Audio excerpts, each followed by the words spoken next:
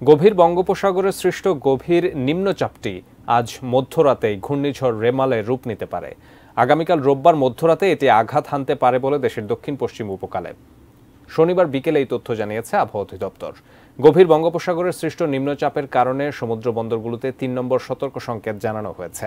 অভ্যন্তরীণ নৌবন্দরের জন্য ১ নম্বর সতর্ক সংকেত থাকবে। আবহাওয়া অধিদপ্তরের কর্মকর্তা আবুল কালাম মল্লিক জানিয়েছেন, নিম্নচাপটির গতিপথ সরাসরি বাংলাদেশের দিকে রয়েছে।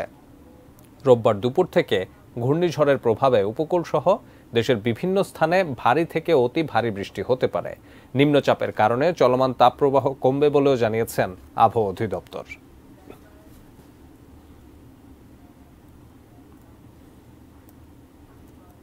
তাপরূপে যে সিস্টেমটি বঙ্গোপসাগরে রয়েছে সেটি আজকে মধ্যরাত নাগাদ ঘূর্ণিঝড়ের রূপ নেওয়ার সম্ভাবনা তৈরি হয়েছে।